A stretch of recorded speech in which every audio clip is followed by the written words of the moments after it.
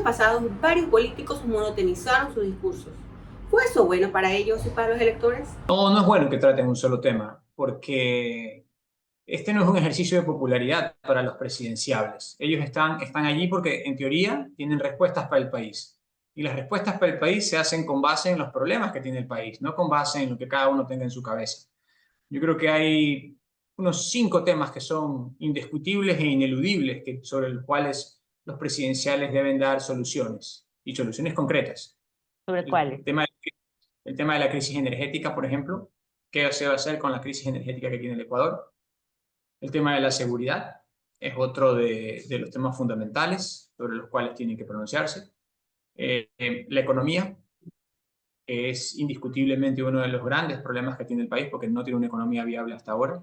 El empleo, que es un subtema relacionado con la economía, pero que indiscutiblemente tiene también vida propia porque si no logramos aumentar la tasa de empleo adecuado, nos estamos engañando a nosotros mismos.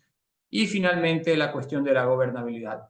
Hablar solo de un tema puede generar la percepción en los demás que no conoce de los otros temas. Los silencios también comunican. Pensemos en eso, ¿no? Desde la perspectiva de generar relatos, no solo son los que se cuentan, son también los que se callan, los que van construyendo una reputación para un candidato. Un candidato que habla de un solo tema en particular puede demostrar dos cosas, o ese mensaje puede denotar dos cosas.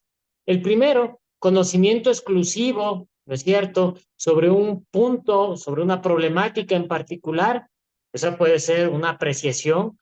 Y la otra, ¿no es cierto?, el otro lado de la moneda, que es un profundo desconocimiento sobre una multiplicidad de factores que generan crisis en el Ecuador. ¿Qué es lo que tuvimos en las elecciones anticipadas del 2023? Tuvimos al menos uno o dos candidatos que hablaron exclusivamente de un tema: seguridad, seguridad, ¿no es cierto? Entonces, no se habló de, y seguridad anclada específicamente también al tema de las armas, fortalecimiento de la institucionalidad de policías y militares, es decir, de las fuerzas del orden, pero no hubo, digamos, un debate mucho más profundo o una propuesta más solvente sobre seguridad y bienestar, seguridad y sistema de salud, producción, empleo. Es decir, los discursos se quedan cortos, se vuelven repetitivos y se tienden a agotar en el tiempo. Si eso es negativo para ellos, ¿por qué lo hacen? Porque hay poca capacidad para resolverlos. Primero hay poca capacidad para entenderlos y luego hay poca ejecutividad para resolverlos. La primera fase para poder resolver un problema es entenderlo, saber cómo calibrar sus variables, saber de qué manera se van desarrollando en el tiempo, saber cuáles son los huecos en los cuales ha ido sumiendo a la sociedad este tipo de problemas.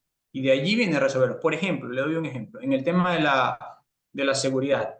La seguridad tiene un vector que es principal, que es el problema carcelario. Entonces, no se puede abordar una política de seguridad integral y eficiente sin abordar el problema carcelario. Eso significa que hay que definir con claridad cómo se va a tratar el problema carcelario de aquí a un corto y mediano plazo. Entonces, no es real que nos digan que solamente se puede abordar la seguridad desde la represión en las calles o la salida de los militares a las calles, porque ese es probablemente el aspecto superficial del tema. Para que una política de seguridad tenga consistencia, tiene que ser abordado el problema carcelario. Lo mismo para el tema de la economía. Si se quiere abordar con seriedad el problema de la economía, hay que revisar los recursos y los ingresos que tiene el Estado ecuatoriano y de qué forma se los va a aumentar. Y esto nos lleva, por ejemplo, a tratar los temas de deuda. ¿Debe el Ecuador seguir adquiriendo más deuda? ¿Debe reemplazar esa deuda? ¿Debe canjear deuda? ¿Y cómo obtiene liquidez? Parte del problema, Flor, es que la política en Ecuador se ha convertido en una suerte de entretenimiento, ¿no? Y como es entretenimiento, entonces no le prestamos tanta atención a los contenidos y nos quedamos en las formas y buscamos a lo que llame la atención, lo que sea atractivo, lo que genere un golpe de efecto. Pero eso no es suficiente a la hora de lograr más adhesiones. Y digo más adhesiones porque los candidatos parten con un número X de adhesiones, alto o bajo, pero parten con un número X de adhesiones. que no es del todo suficiente para ganar una elección. Deben conseguir más adhesiones. Entonces la pregunta es, ¿cómo conseguir más adhesiones, más allá de las que ya tiene de sus partidarios? Bueno, es hablándole a ellos. Si solo le habla a su feligresía, no puede convencer a los demás. Conéctate a Expreso.es y conoce qué deberían hacer los políticos para diversificar sus discursos.